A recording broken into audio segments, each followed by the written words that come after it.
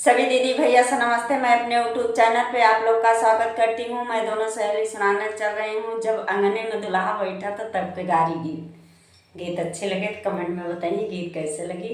आइए गीत के सुनाती हूँ।